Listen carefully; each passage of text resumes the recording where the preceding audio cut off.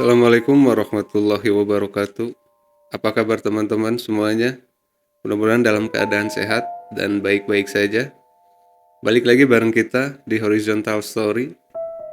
Dan kali ini untuk cerita yang akan saya bawakan lagi dan lagi ini berdasarkan kisah nyata, ini berdasarkan pengalaman kita, ini berdasarkan pengalaman saya dan Kang Hendi pada waktu itu di tahun 2011.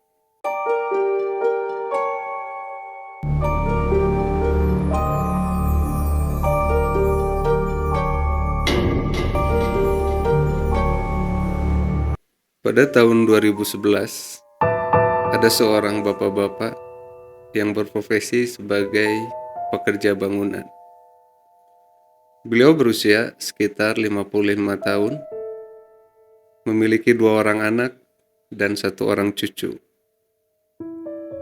Beliau bekerja di salah seorang mandor yang memang di mandor tersebut dia bekerja udah hampir sekitar 10 tahun lamanya. Dia sebagai pekerja bangunan itu udah menjadi tukang, atau istilahnya dia itu dibilang expert dalam urusan membangun sebuah rumah atau bangunan. Makanya di mana mandor tersebut mendapatkan pekerjaan, itu pasti bapak-bapak ini selalu dipanggil, selalu diikut sertakan dalam pembangunan rumah atau bangunan dari si mandor tersebut. Singkat cerita, si mandor tersebut memiliki pekerjaan di suatu daerah, tepatnya di Majalaya. Dihubungilah bapak-bapak ini. Dan bapak-bapak ini bernama Pak Maman. Diterimalah pekerjaan ini dari seorang mandor itu, dan Pak Maman mengharuskan untuk pergi ke Majalaya. Dengan bekerja itu harus nginep di sana. Jadi Pak Maman itu seminggu sekali untuk pulang ke rumahnya.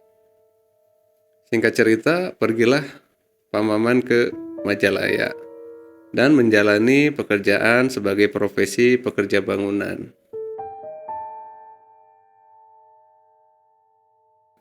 Beliau itu menjalankan pekerjaannya seminggu, udah seminggu, hari minggunya beliau pulang ke keluarganya. Mungkin teman-teman juga udah paham atau tahu kalau biasanya pekerja bangunan itu kan kalau pergi atau punya pekerjaan di luar kota itu biasanya dia mendapatkan upah itu seminggu sekali. Jadi Pak Maman itu setiap seminggu sekali mendapatkan upah, dan hari minggunya itu selalu pulang ke keluarganya untuk ngumpul bareng sama keluarganya, untuk bercengkrama dengan anak dan cucunya. Pun demikian, di minggu berikutnya Pak Maman menjalani keseharian sebagai pekerja bangunan, dan di minggu kedua beliau pun pulang ke rumahnya untuk melakukan aktivitas layaknya seorang ayah dan seorang kakek.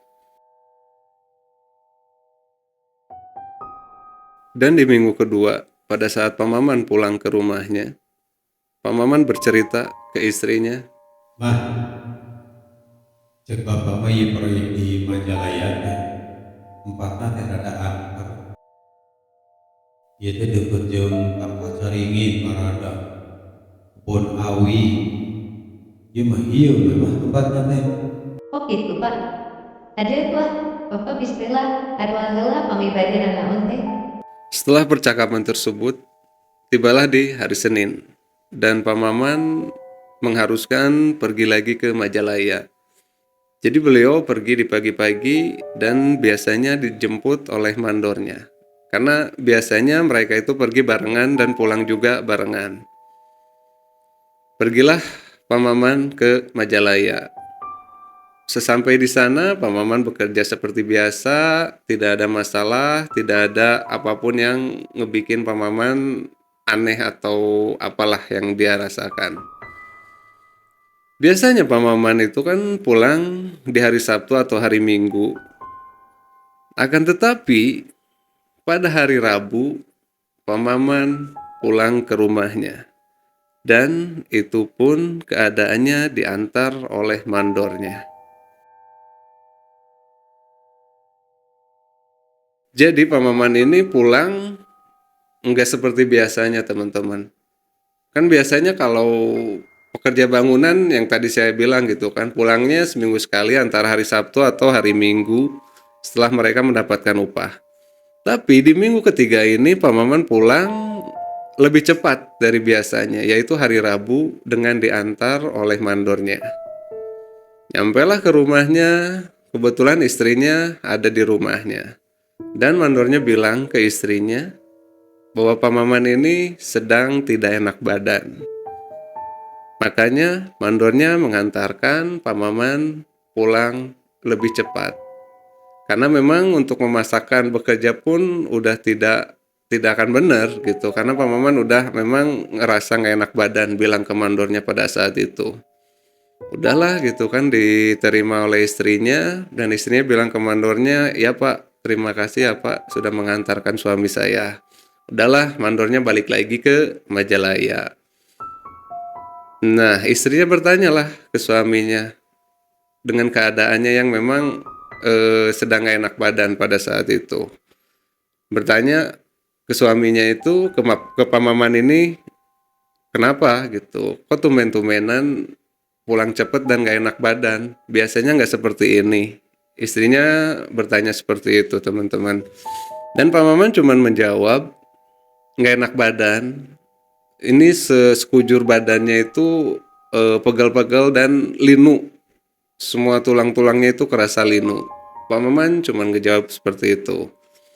Ya udahlah gitu kan, istrinya pun nggak ambil pusing, ya layaknya istri ngurus suami gitu kan yang sedang sakit itu seperti apa. Dikasih obat warung dulu, pertama dikasih obat warung dulu gitu kan, dikasih makan dan yang lain-lainnya. Teman-teman tahulah kalau seorang istri ngurus suami yang lagi sakit seperti apa. Nah, keesokan harinya sakit Pak Maman tidak membaik gitu, dengan dikasih obat warung atau diurusi oleh istrinya, dan akhirnya istrinya membawa Pak Maman ke salah satu klinik yang ada di daerah sekitar rumahnya.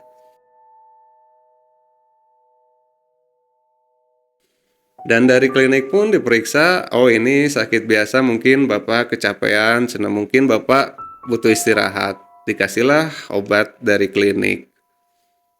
Kasih obat dari klinik, Pak Maman pulang lagi ke rumahnya. Seperti biasa istrinya ngasih Pak Maman makan dan minum obat. Ya seperti biasalah istri mengurusi suaminya kalau lagi sakit. Selang beberapa hari, Pak Maman mendingan.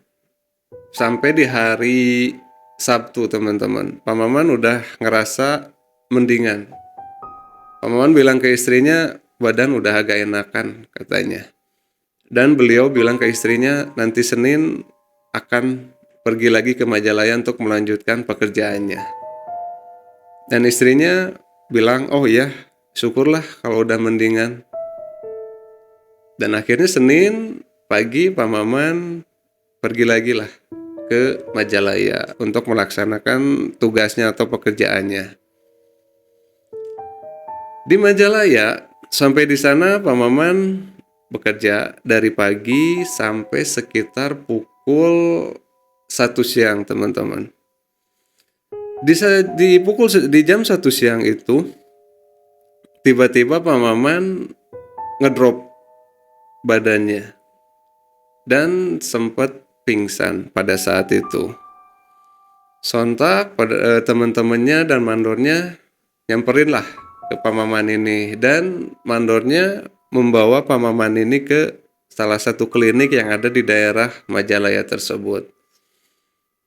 Dokternya periksa, ya sama hasilnya mungkin ini Bapak kecapean dan yang lain-lain, dan dikasih obat pula dari klinik di daerah Majalaya tersebut.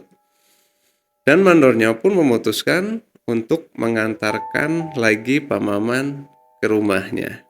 Karena memang ngelihat kondisinya Pak Maman ini tuh sangat-sangat jauh gitu dari pertama Pak Maman sakit. Yang ini bahkan lebih parah dari sakit yang pertama, ngedropnya Pak Maman ini.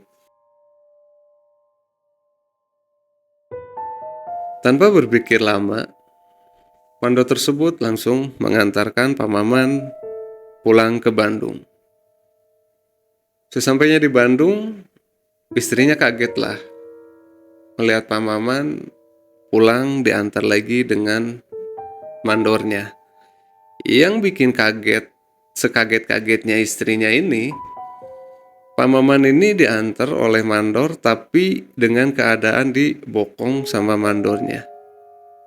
Yang pada antar yang kedua, yang pertama itu kan Pak Maman ya diantar biasa gitu kan. Pak Maman masih bisa jalan seperti biasa meskipun memang keadaan tubuhnya lagi nggak sehat. Nah pada saat yang kedua ini Pak Maman diantar tapi dibopong sama mandornya. Sontak istrinya pun kaget gitu kan ngelihat dari depan rumahnya ngelihat suaminya dibopong sama mandornya. Disambutlah sama istrinya masuk ke dalam rumah, ditidurin lah Pak Maman di tengah rumah gitu kan karena ya memang biasanya mereka ngumpul keluarga kecil itu tuh di tengah rumah. Ditidurin di tengah rumah sampai Pak Maman ini ngigau dan keluar kata-kata seperti ini. Ente, ampun, ampun, ampura, ente. Ngelihat kondisi Pak Maman ngigau seperti itu, istrinya ngusapin lah kepalanya Pak Maman dan sambil berbisik di telinganya dengan kata-kata istighfar Pak, iya mama, terus-terusan bilang seperti itu. Nah, singkat cerita beberapa menit kemudian tidurlah Pak Maman terlelap gitu kan dari ngigaunya itu. Beliau tidur nggak lama teman-teman, ada sampai sebelum maghrib beliau tidur. Nah, sehabis maghrib beliau terbangun dari tidurnya. Setelah bangun itu, Pak Maman bilang ke istrinya, minta dibuatin teh panas. Di situ istrinya aneh karena nggak pernah sama sekali dari pertama kali kenal sampai menikah sampai punya anak dan cucu pun Pak Maman minta dibuatin teh panas. Biasanya Pak Maman kalau minta minum ke istrinya itu antara air putih kalau enggak kopi, air putih, kopi, dan terus-terusan seperti itu. Nah pada saat itu Pak Maman aneh, minta ke istrinya itu minta dibuatin teh panas. Sampai istrinya nanya ke Pak Maman, Pak, bikin teh atau kopi? Teh panas. Pak Maman bilang seperti itu. Istrinya masih nggak percaya di situ tuh teman-teman. Dan akhirnya nanya untuk yang kedua kalinya. Takut istrinya salah dengar atau memang Pak Mamannya yang salah ngomong. Nanyalah untuk yang kedua kalinya istrinya tuh. Pak, bikin teh atau kopi? Pak Maman ngejawab tetap bikinin teh panas mah. Dari situ oh ya udah, mungkin memang lagi pengen teh panas. Istrinya di situ tanpa berpikir apa-apa, tanpa berpikir panjang, akhirnya ngebuatin lah teh panas untuk Pak Maman. Setelah bikin teh panas, diminumlah teh panas tersebut dan ditawari makan oleh istrinya. Di situ Pak Maman mau makan, pun makannya itu disuapin sama istrinya karena memang keadaan tubuhnya lemes. Di situ tuh Pak Maman dalam keadaan gak fit untuk makan pun agak susah makan sendiri. Makanya di situ istrinya nyuapin Pak Maman. Setelah beres nyuapin, dikasihlah obat dari klinik yang tadi siang diantar oleh mandornya. Setelah dikasih obat, Pak Maman sempat beristirahat, tiduran sejenak, sampai sempat bercanda sama cucu dan anaknya. Meskipun dengan kondisi berbaring gitu kan, Pak Maman sempat bercandain anak dan cucunya gitu kan di tengah rumah itu tuh. Nah pada pukul 10, Pak Maman istirahat lah gitu kan, Pak Maman tertidur pada pukul 10 itu teman-teman. Gak lama, kira-kira sejam itu Pak Maman tiba-tiba kebangun dengan keadaan kebangunnya itu ngedadak teman-teman, dan sempat teriak. Di situ istrinya kaget karena istrinya itu posisinya di pinggirnya Pak Maman dan memang sudah tidur juga pada saat itu posisi istrinya. Ngedengar Pak Maman teriak seperti itu, istrinya bangunlah dan bilang seperti ini ke Pak Maman. Pak, Bapak, kunaon Pak? Istighfar, Bapak istighfar. Aduh, bapak ngimpi goreng mah. Tadi kali dulu coba bisa narempel awak bapak. Astagfirullah. Mendengar cerita tersebut dari Pak Maman, akhirnya istrinya ngajak ke Pak Maman untuk berdoa di malam tersebut. Ayo Pak, kita berdoa aja. Ayo Mama yang tuntun untuk berdoanya. Akhirnya istrinya nuntunlah Pak Maman untuk berdoa di malam itu. Gak lama sekitar 30 menit istrinya nuntun atau ngajak Pak Maman berdoa. Akhirnya Pak Maman kembali tertidur. Sampai ke pagi hari, di malam itu normal. Sampai ke pagi hari, seperti biasa istrinya bangun pagi, Pak Maman pun sudah bangun di pagi hari. Di jam 8 istrinya pergilah keluar rumah untuk beli bubur, sarapan untuk Pak Maman gitu kan. Istrinya beli bubur, nyampe lagi ke rumahnya. Pada saat istrinya lagi nyiapin bubur untuk Pak Maman, ngedapatin Pak Maman itu sedang garuk-garuk teman-teman. Garuk-garuk yang nggak normal kalau menurut saya teman-teman. Karena pada saat itu istrinya itu bilang ke kita kalau Pak Maman itu ngegaruknya itu sekencang-kencangnya teman-teman. Di situ istrinya ya kaget gitu kan pada saat lagi nyiapin bubur untuk sarapan Pak Maman, akhirnya nyamperin lah ke Pak Maman gitu kan dan dipegang itu tangan yang sedang menggaruk tubuhnya Pak Maman itu. Dan istri sempat bilang seperti ini ke Pak Maman teman-teman. Hari Bapak kunaon eta gagawa meuli asar itu. Alauna tuh Pak. Heuh ieu teh mah. Bapak saawak-awak sama rerang rada teu ieu tuh. Tapi itu teu puguh cicing atul nanti di mana. Rasa nanti meuli akar teu ieu teh. Ngelihat dan ngedengar penjelasan dari Pak Maman tadi, tanpa lama-lama istrinya langsung membawa Pak Maman ke klinik yang sebelumnya sempat dikunjungi oleh Pak Maman dan istrinya pada saat sakit yang pertama. Istrinya membawalah ke klinik tersebut dan menceritakan keluhan apa yang dirasain oleh Pak Maman. Di sini istrinya menjelaskan ke dokter yang di klinik tersebut kalau Pak Maman ini gatal seluruh tubuhnya sampai garuk-garuknya itu kasar gitu kan tanpa henti. Tapi yang bikin aneh, istri ini bilang ke dokternya itu gak ada tanda bentol atau bintik-bintik dari alergi atau iritasi gitu. Jadi istrinya itu menjelaskan ke dokternya cuman garuk-garuk aja tapi tanpa ada tanda apapun, tanpa ada tanda bentol, iritasi atau alergi. Dari situ dokternya memeriksalah Pak Maman dan memang mendiagnosa bahwa Pak Maman ini alergi. Menjelasinlah ke istrinya gitu kan bahwa alergi itu tuh banyak penyebabnya. Bisa jadi dari makanan, bisa jadi dari obat-obatan, atau bisa jadi dari udara di sekitarnya. Mendengar penjelasan dari dokter, ya istrinya mungkin ya masuk akal lah buat istrinya gitu kan. Oh iya mungkin ini suaminya alergi. Dari situ dikasihlah obat gitu kan oleh dokter yang ada di klinik tersebut. Obat yang dikasih itu semuanya obat yang diminum, teman-teman. Nggak ada obat luar kayak semisalnya obat oles untuk kulitnya atau tubuhnya, karena memang nggak ada apa-apa gitu di kulitnya atau di tubuhnya itu, nggak ada bercak merah, bintik-bintik atau bentol. Dari situ dokter cuma ngasih obat yang khusus diminum untuk Pak Maman.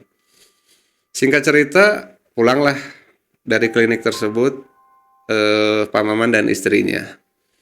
Sampai rumah, istrinya menawarkan untuk makan ke Pak Maman sebelum minum obat dari klinik. Tawari makanan, ditawari minuman, ya Pak Maman pertamanya mau untuk makan. Setelah tawarin minuman, di situ Pak Maman minta untuk yang kedua kalinya, permintaan yang memang ngebikin istrinya ya tanda tanya lagi. Di situ Pak Maman minta dibikinin teh panas untuk kedua kalinya. Yang bikin istrinya ya aneh gitu kan. Yang tadi saya sempat cerita di awal bahwa Pak Maman itu nggak pernah seumur ya hidup barengan sama istrinya ini nggak pernah minta teh panas. Nah di sini untuk yang kedua kalinya Pak Maman minta lagi teh panas ke istrinya. Tapi yang bikin anehnya lagi teman-teman, di sini Pak Maman nggak cuman minta teh panas, tapi Pak Maman minta dibeliin rokok kretek gudang garam merah. Di situ istrinya itu sangat-sangat tahu Pak Maman itu sering ngerokok, rokok apa gitu kan. Nah ternyata yang dia minta itu bukan rokok yang biasa Pak Maman isep atau yang biasa Pak Maman rokok. Aneh dong istrinya dari situ. Dia sempat terdiam dulu dan mungkin ya bertanya di dalam hati sendiri gitu tanpa bilang ke Pak Maman. Di situ istrinya aneh dan ya mau nggak mau harus ngikutin gitu kan permintaan Pak Maman. Dan akhirnya nyuruhlah ke anaknya untuk dibelikan rokok tersebut. Dan memang setelah Pak Maman minta rokok itu, ya Pak Maman ngerokok seperti biasa gitu kan, rokok yang apa yang dia pengen pada saat itu. Singkat cerita, sampailah di malam hari sekitar pukul 9, teman-teman. Di situ Pak Maman tidur lebih awal karena memang mungkin efek dari obat yang dokter kasih gitu kan dari klinik tersebut. Pak Maman tidur jam 9 lebih awal sampai ke jam 11 lagi teman-teman. Sama kejadiannya kayak kejadian di awal. Pak Maman terbangun dengan tiba-tiba, di situ kebangun dengan posisi Pak Maman ngegaruk-garuk sekujur badannya sama seperti di pagi hari. Tapi yang bedanya di sini, Pak Maman ngegaruk-garuk itu sambil teriak-teriak dan bilang, Panas mah, iya teh panas. Sawak-awak bapak karasa pararanas ieu siga karerat. tindakan yang istrinya ambil pada saat itu langsung memegang kepalanya Pak Maman, memegang tubuh Pak Maman. Apa yang istrinya rasakan teman-teman? Keanehan yang berikutnya adalah istrinya sama sekali tidak merasakan suhu tubuh yang tinggi dari Pak Maman. Istrinya tidak merasakan kalau Pak Maman ini demam yang tinggi. Malahan kondisi atau suhu tubuhnya itu normal, tanpa ada panas sedikit pun. Dari situ istrinya langsung ngambil obat yang dari klinik. Karena memang untuk minum obat yang ketiga itu Pak Maman belum sempat. Dan akhirnya istrinya ngasihlah obat tersebut ke Pak Maman untuk diminum. Setelah minum obat itu, beberapa menit kemudian cukup membaik dan akhirnya Pak Maman bisa istirahat sampai ke besokannya. Di pagi hari, istrinya bilanglah ke Pak Maman untuk memeriksakan ini penyakit ke rumah sakit. Biar hasilnya itu lebih jelas dan detail, teman-teman. Karena mungkin dari klinik ya istrinya memang ya bukannya nggak puas, tapi istrinya itu pengen hasilnya itu lebih detail dan akurat kalau dibawa ke rumah sakit. Dan di situ Pak Maman mengiyakan untuk diperiksa lebih lanjut ke rumah sakit. Dan dari situ pagi-pagi sekitar jam 9 mereka pergilah ke rumah sakit di daerah Bandung. Sampai di rumah sakit, mereka menerimalah nomor antrian kayak biasanya. Setelah itu mereka duduk di tempat tunggu pasien seperti itu.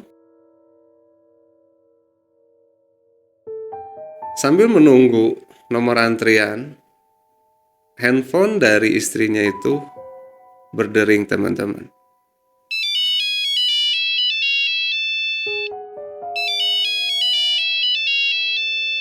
Halo, Assalamualaikum.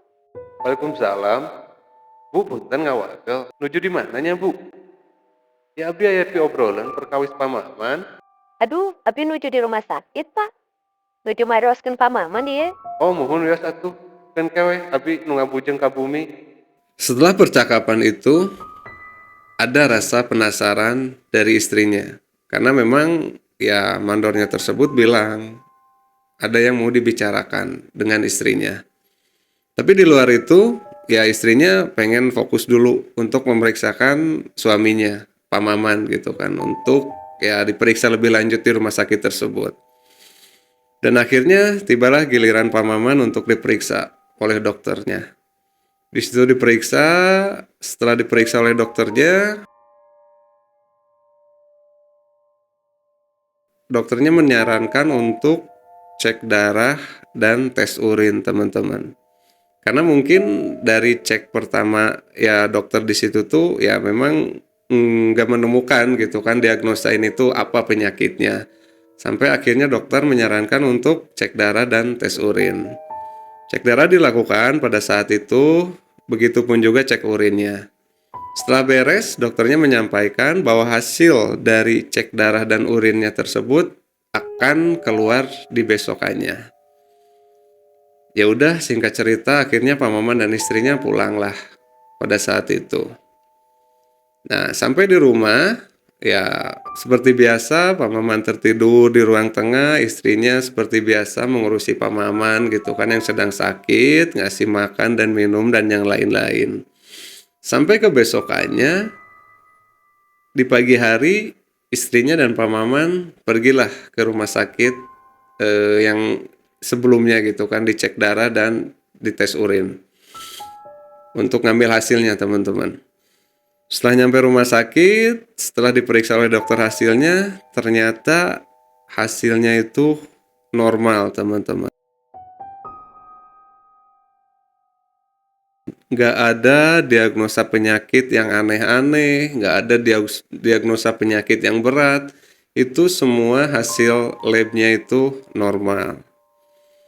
Dari situ istrinya sempat terdiam beberapa detik mendengar penjelasan dari dokter sampai pada akhirnya oh ya udah memang mungkin ya memang ini hasilnya dari lab ya mau gimana lagi gitu. Toh dokternya pun udah menjelaskan seperti itu. Dan akhirnya Pak Maman dan istrinya pulang ke rumah.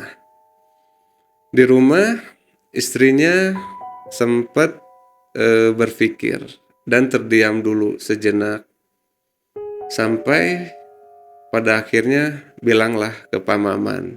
Pak, cek mama sih ya mainnya. Kumaha lamun orang ikhtiar salain ka dokter, Pak. Amanah we, Pak. Penting Bapak sih sehat deui.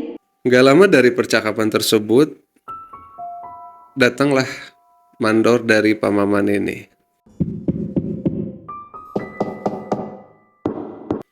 Yang bertujuan ingin menjenguk Pak Maman. Di samping menjenguk Pak Maman tersebut, ya mandornya sudah berjanji ke istrinya bahwa ada sesuatu yang ingin dia sampaikan ke istrinya, Pak Maman. Di situ mandornya menyampaikan seperti ini. Bu, iya ya. Kamari teh. Jadi ngopi waktu di barudak udah lama di proyek kawis pamaman teh. Saur barudak, tata kejadian pamaman teh datang teh. Pamaman kantos nyarita ka barudak, yang pamaman teh disumpingan ku aki-aki. Pamaman nyarios ka barudakna, da terkenal saurna sareng aki-aki eta teh Bu. Harita teh Bu, si aki eta nyarios ka pamaman. Nyarios mah sapertos ieu Bu. Jan omat.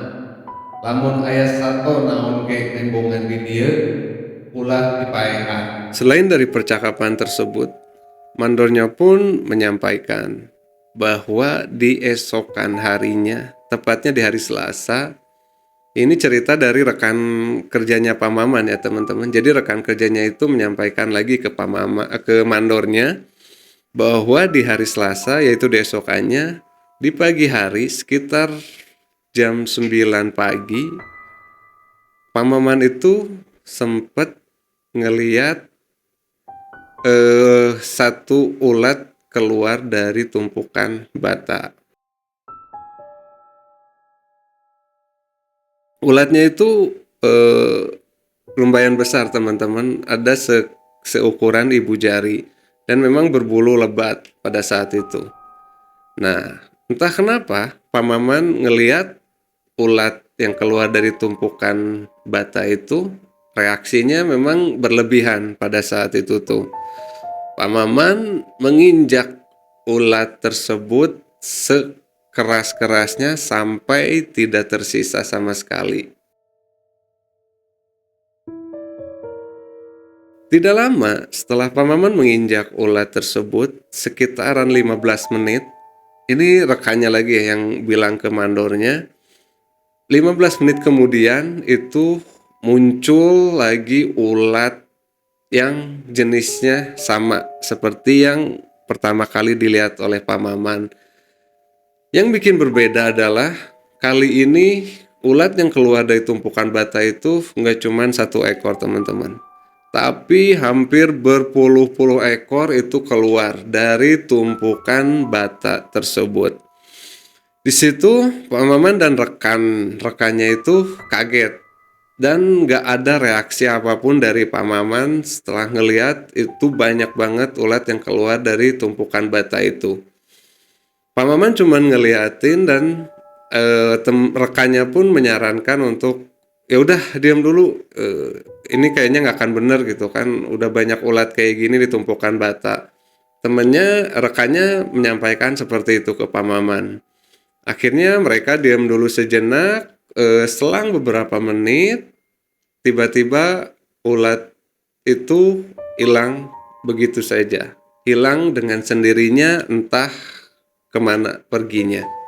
Di hari yang sama, di sore harinya pada saat itu, Pak Maman mengeluh nggak enak badan ke rekan kerjanya. Jadi ini masih lanjut cerita dari mandor ke istrinya Pak Maman. Pak Maman mengeluh ke rekan kerjanya kalau dia nggak enak badan pada saat itu. Nah, di besokannya itu Pak Maman ngedrop di hari Rabunya teman-teman. Yang udah saya ceritain tadi di beberapa kejadian yang tadi saya ceritain itu, Pak Maman di hari Rabu kan sempat dianterin oleh mandornya ke rumah karena memang Pak Maman kondisinya sedang gak enak badan. Nah, ngedengar cerita dari mandornya tersebut, istrinya langsung berpikir, kalau ini kejadian selama ini yang dialami oleh istrinya, yang dialami oleh Pak Maman ini ada korelasinya teman-teman. Mulai dari ya Pak Maman teriak-teriak gitu kan, mulai dari Pak Maman mengalami gatal-gatal di sekujur tubuhnya.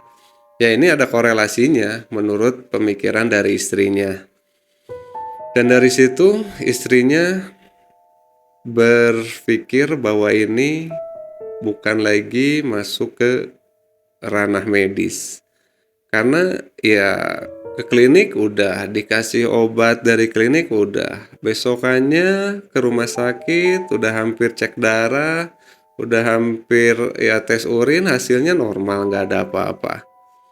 Ngedengar penjelasan atau cerita dari mandor tersebut ya ngebikin keyakinan buat istrinya bahwa ini memang bukan ranah medis lagi. Setelah dari situ, istrinya mulailah berikhtiar. Istrinya mulai berbicara dengan anaknya, istrinya mulai berbicara dengan keluarga besarnya tentang penyakit yang dialami oleh Pak Maman ini. Karena memang ya sebelumnya keluarga besarnya pun udah tahu itu kalau Pak Maman ini mengalami penyakit yang aneh itu. Nah, dari situ udahlah istrinya udah berbicara dengan keluarga besarnya dan akhirnya mereka mulailah berikhtiar. Berikhtiarnya ke ustadz, ke kiai, ke orang-orang pintar, teman-teman. Dan akhirnya ikhtiar yang pertama yang mereka jalani itu di daerah Garut. Dari situ mereka menemui seorang ustadz di daerah Garut tersebut. Nyampailah ke rumah ustadz tersebut, diceritakanlah penyakitnya apa, apa yang dialami Pak Maman selama ini ke ustadz tersebut. Dan akhirnya ustadz tersebut melakukan pengecekan ke badan Pak Maman. Setelah pengecekan tersebut, Pak Ustadz sempat berkata seperti ini, teman-teman. Abot ya teh po. Ya si bapak apa saya bilang pak. Ya pinung biasa nga doapen. Ugi si bapak di saat pendilat po. Karena manong bantos si bapak di pitama kalau patanana. Ya mungkin Allah maparinan. Tanis kantong pangapun na. Setelah mendengar penjelasan dari Pak Ustadz tersebut, kemudian istrinya bertanyalah ke Pak Ustadz bahwasanya apa yang mesti dilakukan oleh istrinya, oleh Pak Maman untuk kesembuhan Pak Maman. Di situ Pak Ustadz bilang cukup istighfar, banyak-banyak ngedoa. Kalau memang toh punya salah, ya akuilah kesalahannya. Ya mudah-mudahan dari semua doa, semua pengakuan kesalahan Pak Maman itu bisa menyembuhkan Pak Maman. Pak Ustadz cuman bilang seperti itu. Dan akhirnya selesailah dari rumah Pak Ustadz itu. Istrinya, Pak Maman dan keluarga yang nganternya pun pulanglah dari rumah Pak Ustadz tersebut tanpa menghasilkan sesuatu apa yang mereka harapkan. Nggak cukup di situ, teman-teman. Ternyata di rumah pun ada lagi obrolan dengan keluarga besarnya. Istrinya pengen lagi berikhtiar ke ya kiai atau ke ustadz yang lain gitu kan, dengan meminta rekomendasi tentunya dari keluarga besarnya. Di situ keluarga besarnya menyarankan untuk datang ke daerah Cirebon. Katanya di sana ada ustadz lagi, teman-teman, di daerah Cirebon tersebut yang ya terkenal lah suka menyembuhkan orang-orang yang sakit. Akhirnya tanpa berpikir panjang, mereka pergi lagi lah untuk berikhtiar ke daerah Cirebon. Nyampe di daerah Cirebon, di rumah Pak Ustadz lagi, teman-teman, yang mereka datengin. Nyampelah ke rumahnya, ternyata di sana itu posisinya Pak Ustadznya sedang tidak ada di rumahnya. Beliau sedang mengajar ngaji di masjid di sekitar daerah rumahnya. Dan akhirnya Pak Maman dan keluarga besarnya menunggulah di rumah Pak Ustadz tersebut sampai Pak Ustadznya selesai mengajar ngaji anak-anak. Sekitar 30 apa 50, 45 menit berikutnya akhirnya Pak Ustadz pulanglah ke rumahnya gitu kan. Dan ya salaman dengan Pak Maman, istri dan keluarga besarnya.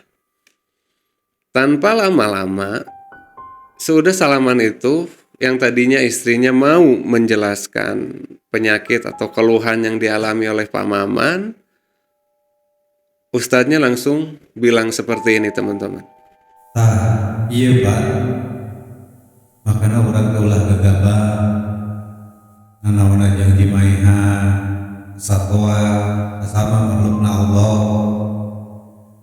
Iya komo dari Bapak menuntas di paparinan paringatanana. Ya nama orang kari bareng-bareng malah ngadoa.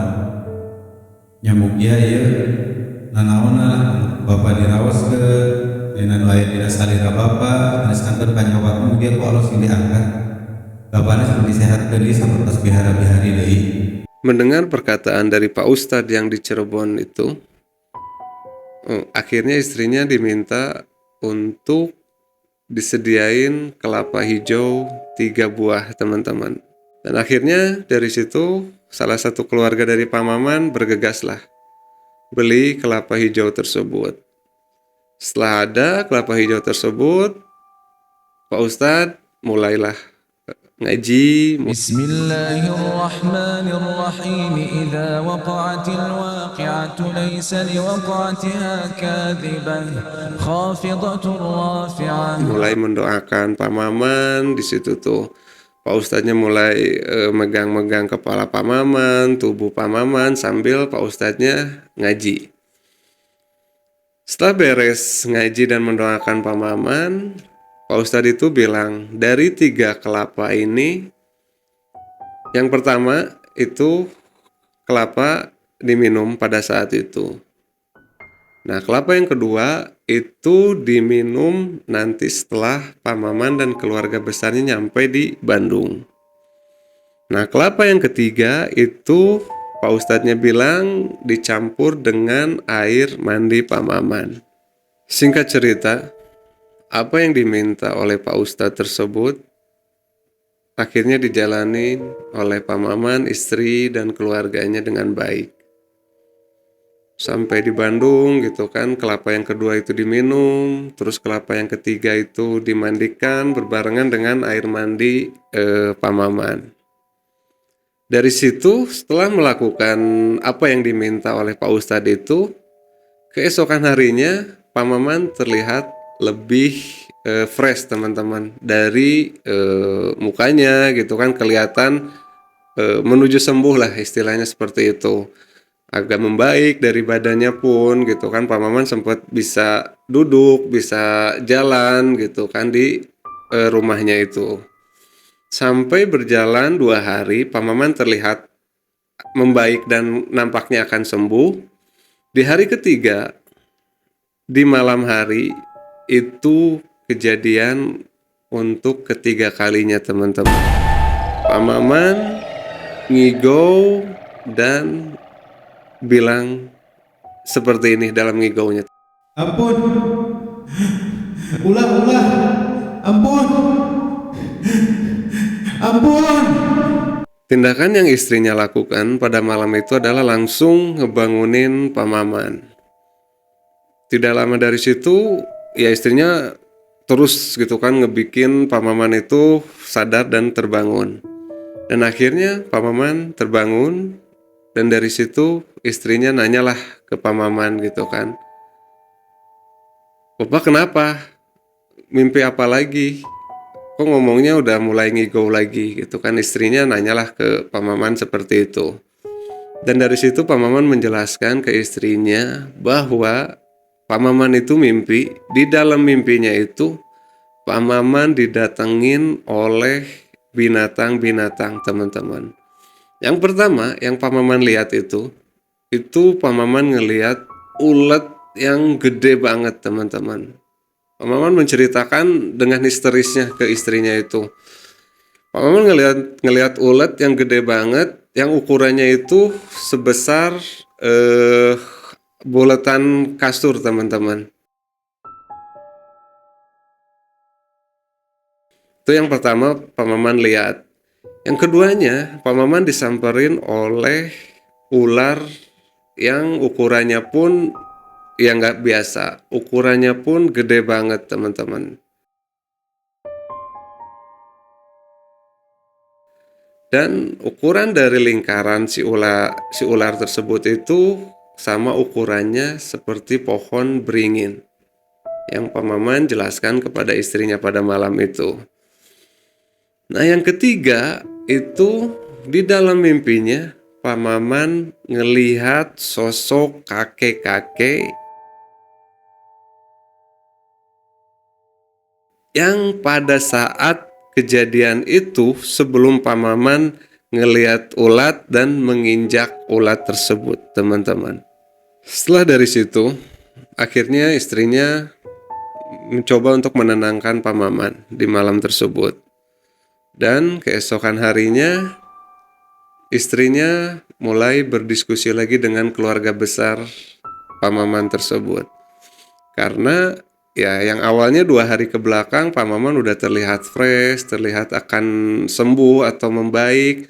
Tapi di hari ketiga malahan kambuh lagi seperti ini. Malahan mimpinya yang memang aneh-aneh kalau menurut istrinya. Nah, dari percakapan atau diskusi barengan sama keluarga besarnya itu, tidak lama dari situ datanglah adik perempuan dari Pak Maman yang berasal dari Purwakarta. Datanglah adik perempuan Pak Maman ini karena memang sebelumnya udah tahu gitu kan apa yang dialami oleh Pak Maman, dan beliau baru sempat ngejenguk Pak Maman atau ngelihat Pak Maman pada saat itu. Nah, sampailah ke rumah Pak Maman, di situ ngumpul, ngobrol-ngobrol, berdiskusi panjang lebar, dan akhirnya adik yang perempuan ini menyarankan Pak Maman untuk dibawa ke tempat kita. Ke tempat saya, ke tempat Kang Hendy gitu kan. Kenapa adiknya yang perempuan ini menyarankan untuk dibawa ke tempat kita, teman-teman? Karena sebelumnya adik yang perempuan dari Pak Maman ini udah sempat kenal dengan kita, udah sempat tahu dengan kita. Makanya ya beliau menyarankan untuk datang ke tempat kita untuk berikhtiarlah ke kita. Nah, dari situ nggak lama besokannya istrinya Pak Maman dan adik perempuan Pak Maman ini datanglah ke tempat kita. Di situ istrinya menjelaskan ke kita, ke Kang Hendy gitu kan, mulai dari awal penyakitnya seperti apa, keluhan apa yang diderita oleh Pak Maman selama ini, dan di situ Kang Hendy menjelaskan kalau biar kita aja yang datang ke rumahnya. Nggak usah atau nggak perlu Pak Maman untuk dibawa ke tempat kita. Jadi biar kita aja yang datang ke rumah Pak Maman. Nah, udahlah istrinya pulang lagi ke rumahnya barengan sama adik yang perempuannya ini. Nah, tibalah setelah Isya kalau nggak salah teman-teman, kita datanglah ke tempat Pak Maman. Saya, Kang Hendy bersama 2 rekan yang lainnya itu datanglah ke tempat Pak Maman pada hari itu tuh. Kita datang ke sana, ngelihat kondisi Pak Maman, yang bikin kita sedikit apa ya teman-teman, sedih sebenarnya ya, ngelihat kondisi Pak Maman pada saat itu. Itu Pak Maman terbaring lemas, terbaring kaku, nggak bisa gimana-gimana teman-teman. Jadi seluruh badannya itu nggak bisa gerak sama sekali, dan kita ajak ngobrol pun Pak Maman nggak bisa untuk berbicara teman-teman. Jadi kayak seolah-olah ada yang nutup di mulutnya itu teman-teman. Jadi di saat kita tanya atau kita ajak ngobrol Pak Maman itu, Pak Maman cuma ngasih isyarat dengan kedipan matanya. Nah, dari situ yang memang ngebikin saya, ngebikin Kang Hendy dan rekan yang lainnya itu ya sedih teman-teman ngelihat kondisi Pak Maman seperti itu.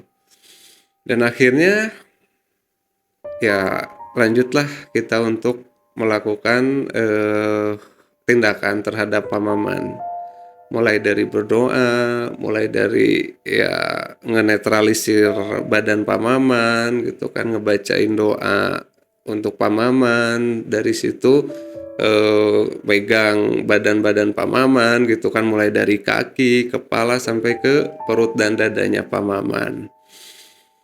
Gak lama dari berdoa itu, tiba-tiba Kang Hendy langsung berdiri dan menuju ke ruang tamu, teman-teman. Dari situ Kang Hendy duduk di ruang tamu, dan sontak istri dan adik perempuan dari Pamaman ini nyamperin lah ke Kang Hendy. Dari situ istrinya nanya ke Kang Hendy, "Kang, ada apa?" Justru dari situ Kang Hendy malah balik tanya ke istrinya, "Ini sebenarnya ada apa?" Gitu kan dengan Pamaman. Karena dari proses kita ruatan Pamaman tersebut gitu kan, dari mulai ngedoa, dari mulai ngemegang badan, kaki, kepala dari Pamaman ini, yang kita rasain itu seolah-olah udah gak ada apa-apanya, teman-teman. Jadi istilahnya udah gak ada muatan atau energi negatif yang ada di tubuh Pamaman. Jadi ya kosong gitu yang ada di badan Pamaman itu tuh.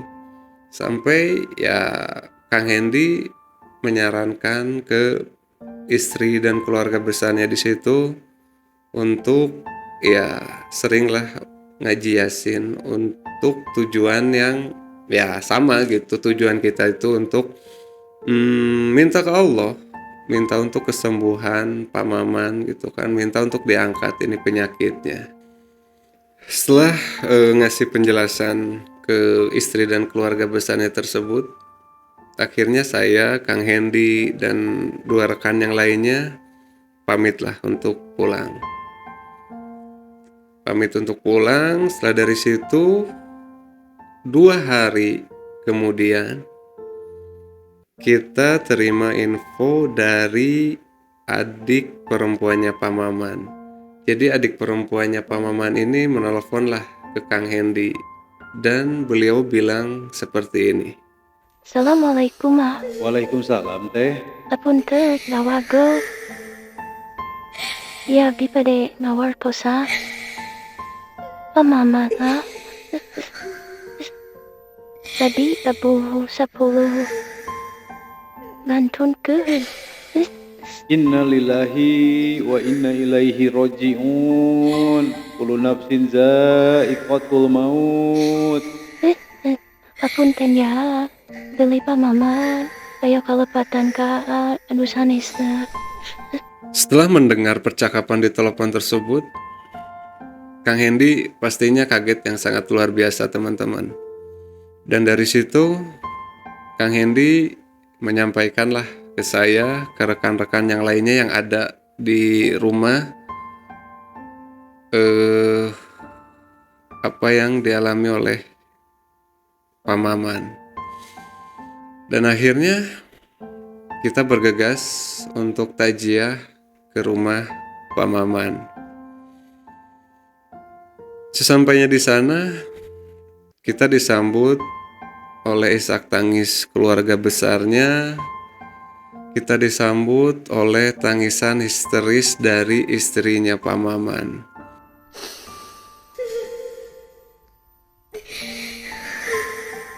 Di situ kita melihat tangisan histeris dari istrinya Pamaman itu, ya kita bisa menyimpulkan bahwa tangisan histeris istrinya itu ya campur aduk, teman-teman.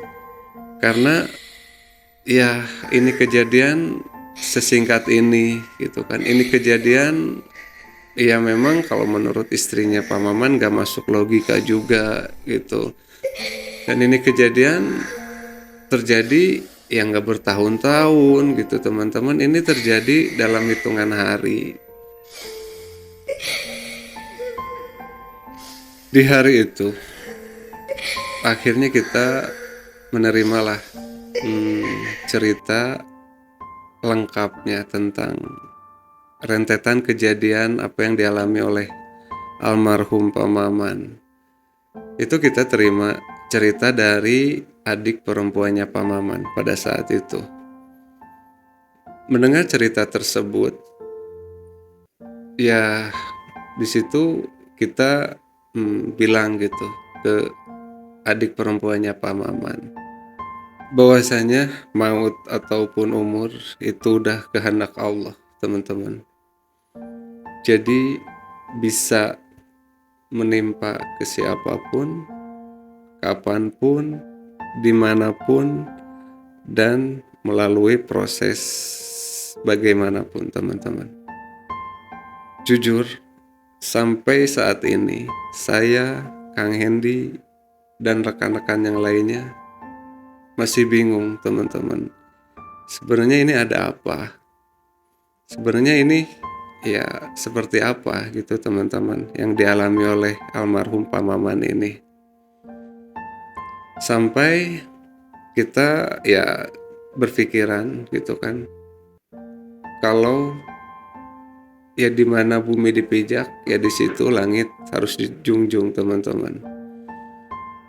Mau dimanapun kita berada, yang gak ada salahnya kalau kita saling menghormati satu sama lain, kalau kita saling menghormati dengan makhluk Allah yang lainnya. Karena ya teman-teman mungkin tahu gitu kan, ciptaan Allah itu bukan cuman kita sebagai manusia, tapi ada makhluk-makhluk lain di luar manusia yang Allah ciptakan. Jadi mungkin sekian, teman-teman, video untuk kali ini. Apa yang teman-teman dengar, ambil sisi positifnya, dan tidak lupa kami sampaikan ke keluarga besar almarhum Pak Maman untuk yang kesekian kalinya duka cita yang mendalam dari kita untuk keluarga almarhum Pak Maman. Mudah-mudahan almarhum sudah tenang di alam sana, dan mohon maaf yang sedalam-dalamnya untuk keluarga besar almarhum Pak Maman. Pada saat itu kita tidak bisa banyak berbuat apa-apa, dan memang di situ kita sama-sama berikhtiar untuk kesembuhan dan kebaikan Pak Maman pada saat itu. Cuman tetap segala sesuatunya itu ada di kehendaknya Allah Subhanahu wa Ta'ala.